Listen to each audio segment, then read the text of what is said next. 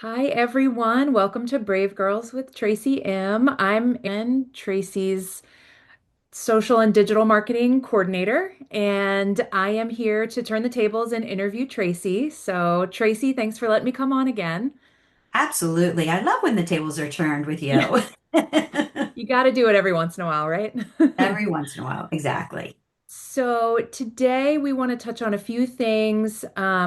We wrapped up the previous season of Brave Girls, which was focused on caregiving, and such a amazing season. So many highlights from that one. So we will talk about that, and then we will kind of take a peek at what is coming up next for in the Brave Girls world.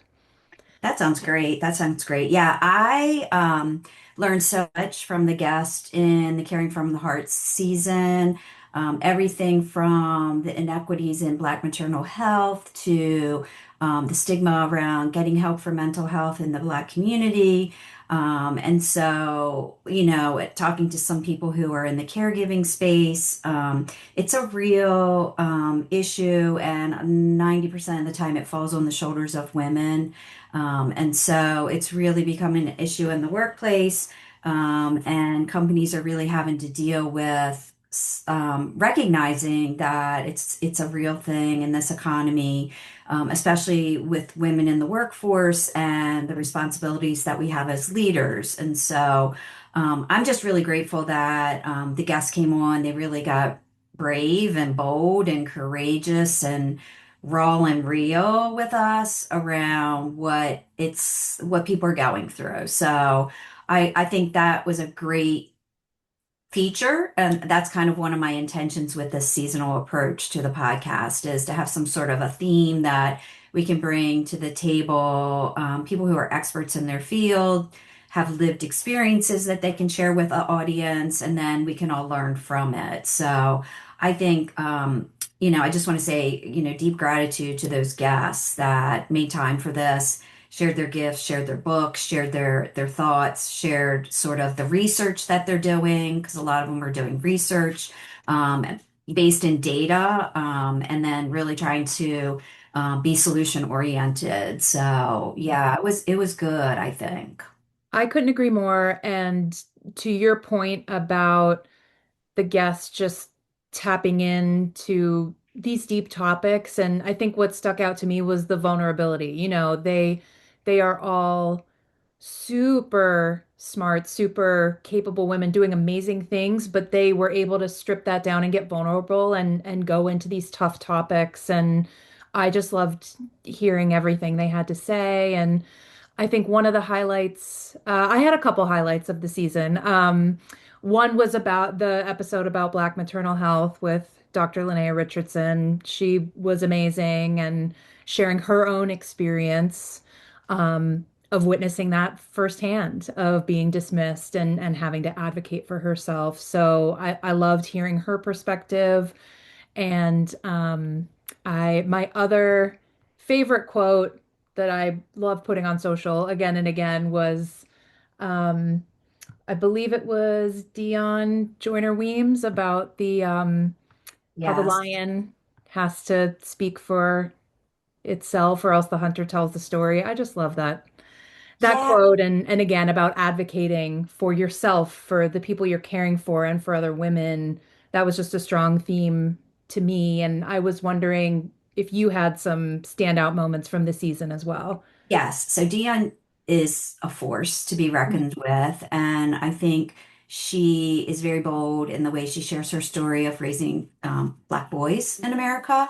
And losing her dad was a significant emotional event for her, and the grief that she carries with her as she kind of navigates that journey, I think is really heartfelt. Dr. Tony Boulware, I thought she was amazing in trying to just break down the stigma around therapy and counseling, and really digging into her community and making it accessible. All of her therapists are also of that community, which I think is amazing. And just sort of trying to break down those barriers that people put in place that don't really need to be there and that could really help. them in their, you know, navigating the world and their relationships and things of that nature. Hmm. Yeah, that's powerful stuff. I mean, it's amazing that, all those voices were able to be heard on this past season. Kind of amazing that they were all in one place. So, Right. um, and did anything that popped up on this season kind of shift your feelings on caregiving? I know you've done a lot of caregiving, seen it firsthand. Did anything shift for you when recording this season? I think the thing that really stood out for me is I know I was part of sort of this caregiving movement, but I didn't realize the extent to which we're not prepared to become caregivers, and the systems and the institutions that are around us have not been built to support our loved ones and us as the caregiver. I think there's more conversations around it now, but until you find yourself in the thick of it, you don't realize the magnitude and the millions and millions of people that are caregivers, sometimes even, you know, teenagers caring for their parents, and you know, and how it's such an economic drain on families. And you know, it's like it became very obvious to me in kind of working through a lot of this and a lot of the people that I've talked to that the systems are broke, Hmm. like especially in America and in some of the other communities in, you know, say Asia or those types of countries over in different parts of the world where there's multi-generational living and you just sort of like your loved ones live amongst your family until Hmm. their late years. And so you don't basically put them in a nursing home. And so I just think that we have a road to go in terms of like really improving the systems because they're really broken and they put such a drain on individual caregivers and families, both financially and just energetically, right? You just don't have the energy. There's only so many hours in the day, and Hmm. yet you're, you know, worried about picking up the prescriptions and making sure they're not falling and all of those things that Right. like nothing like they don't there's no book that they teach you this in or course in Hmm. school. It's like you Yeah. just wake up one day and Shazam, you're in this caregiving situation. And Hmm. you know, depending on your socioeconomic status and like financial planning of your parents, like it's a roll the dice Hmm. situation, and there aren't a lot of options. And so it's just it's a real problem that Hmm. I don't know what the answer is, but like things Sure. need to shift and change. I totally agree. And in a couple of the instances of caregiving in my life, I've kind of noticed that resources are scant. And when I do stumble across a resource, it's like, oh my gosh, where was this? And I feel Hmm. like that should be more the norm than I have Yes. to go on a treasure hunt to find a resource or an expert that can help me through some of these things. So I agree with you. I think it's an upheaval needs to happen, and hopefully we're contributing to a small part of it in amplifying these voices, promoting the books of the women that are doing this important research, and hopefully we can kind of shift the narrative, and people can stop gatekeeping these resources and share them with all of us. Well, that's so true. I mean, so many of the resources that I found have been word of mouth, Hmm. right? And you know, I have become sort of this connector to a lot of people with other, like if they tell me their situation, and then the resources I've uncovered, I share with them, whether it's hiring somebody to be the patient care navigator or the case manager. Especially now, like where you don't necessarily live in the same town or the city that your parents are in. And so that Hmm. long distance caregiving is a real struggle um, for many people. So, but I'm glad I did that. I'm glad I did the interviews. I'm really glad that, like you said, we're contributing to the narrative and hopefully, you know, there'll be some changes. But it's a groundswell, right? When you look at the millions that are in this sandwich generation, and the problems that have been created by the systems, like the Mhm. systemic bias, and I don't know what it is, but it's just it's not good. Right, right. Absolutely. Well, cheers to, shifting the narrative and us being a part of the change that we want to see. So, Exactly, exactly. so kind of shifting gears, I wanted to see if you could tease a couple things that are coming up next in the world of the Brave Girls. Sure. Well, one of the exciting things that I participated in, I'd never done, was I gave a TED Talk at Howard High School in Howard County in Maryland. And my topic was around playing to your strengths. And I was really impressed by the students that participated in the TED. It wasn't really a competition, but whatever, the format and and the topics that they covered. And so I'm really excited that we're going to roll that audio out. To folks after this episode so that they can hear sort of my, I think it was 7 or 8 minute like TED Talk, where I talk about how to really, get consistent results by leveraging your strengths and, really using, your flow moments and the things that you're good at to solve problems and really contribute meaningfully to activities or organizations. And so that was sort of fun to be up there on the stage on the red carpet, like little dot. With the other speakers. And if I could do it again, I would probably prepare more, but it was a good experience. So I know a lot of people aspire to do a TED Talk. So while this was, organized by a high school, you still had to follow all the rules. Like Mhm. TEDx has all these rules that you have to follow. So that was really interesting to just see behind the scenes, like how it's organized and how they structure it and how they promote it and how you're supposed to talk. And it was just really good experience. Yes, I was lucky enough to be in the audience and it was a great evening, your talk was great. I feel like it was very universal and kind of resonated with everyone. I love that it's the first time I had seen any TED Talks live, of course a ton on YouTube. Right. Um, but I think I love that they're bite size, that none of them are too long, but I feel like it's just enough time for everybody to kind of get their central message across. And yeah, I loved, you know, your story about your sister and her finding her strengths and how that tapped into the things that she was passionate about and loved. So I'm really excited for this audio to roll out. I think everyone's going to enjoy it.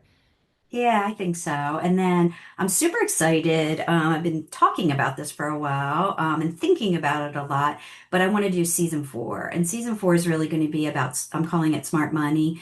And I really want to focus on, women and money and the finance industry and sort of I've got lined up 4 or 5 really superb individuals to speak to their money story, their journey in the finance world, and trying to talk about the types of their experiences with managing their own personal wealth, as well as advising people, and corporations for that matter on how to manage money. So I'm super excited about that. I think that, as we've talked about before, there's a huge gender pay gap Mm. globally.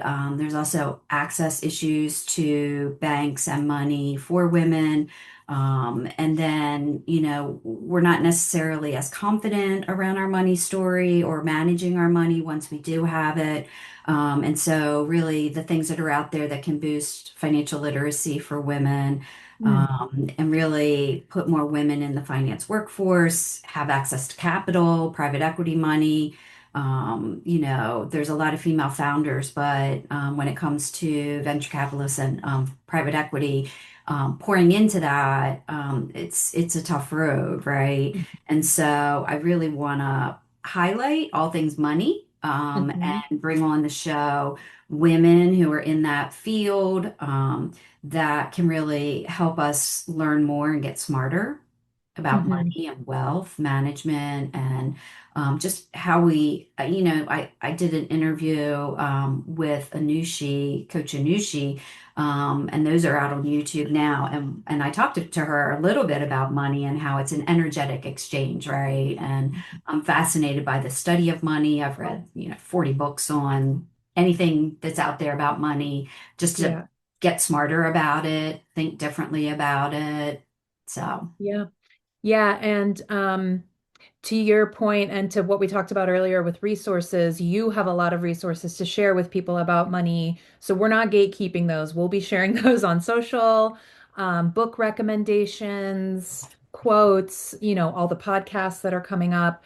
And, I think one of the neat things to tap into is money's not just money, it's so much more. It's freedom, it's security, um, it's stress, it's all these things. So I Yes. think diving into that is it's just so important. And it does transition in an interesting way from caregiving because with caregiving you have absences from work, pausing careers, unpaid labor. So that all ties together and getting more women to think about their finances in a smart way is I think it's really important.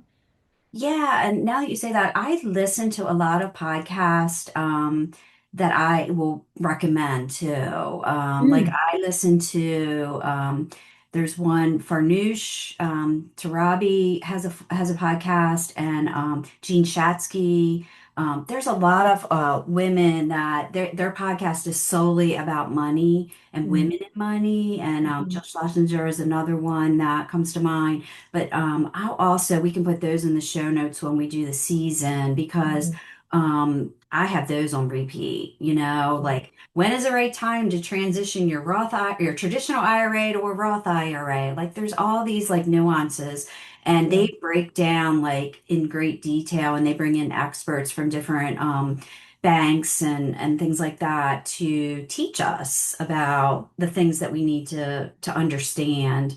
Um, as we build our savings, and then even like the ones I've been listening to a lot now are around wealth decumulation, right? So you spend your whole life working and, tossing a few coins over to your 401(k), and you Mhm. kind of forget about it and don't think about it. But then as you get closer to retirement, you're like, it's such a mind shift to go from, okay, I've stocked all this like a squirrel with nuts, right? They're all over here, and then when you say, okay, I'm going to step out, I'm going to retire, I'm going to live the rest of my life doing whatever, it's nothing's going in, right? It's all coming out, right? And so there's a whole mindset shift that you have around, are you going to have enough money? Are you not going to run out of money? Like, you don't want to have to go back into the workforce if you don't have to. And Yeah. so it's a lot emotionally to get your head wrapped around, right? Mhm. Yeah. So I will definitely make some recommendations in that space because I think there's a million resources, and I know we've recently put something on my Instagram, I think around on my bookshelf, and some of those were the books, the money books that I like. Yes. Yeah, we'll be sharing more money books to come on social. And I think the topic of money and finances is kind of weirdly taboo. So I think, I just kind of agree. making it more open and transparent, I think will help. So I think it's something everybody needs to think about. But thank you, Tracy, for allowing me to turn the tables on you again. It's always a fun conversation and enlightening. Yeah, I think it's a nice transition as we transition to some other topics, as we kind of do a like formal wrap from season 3, and then sort of get into the production of season 4, to give our listeners something to listen to. Absolutely. And we're very excited about everything to come. We're excited to listen to the TED Talk and very excited for Smart Money. So thanks again, and thanks, everyone.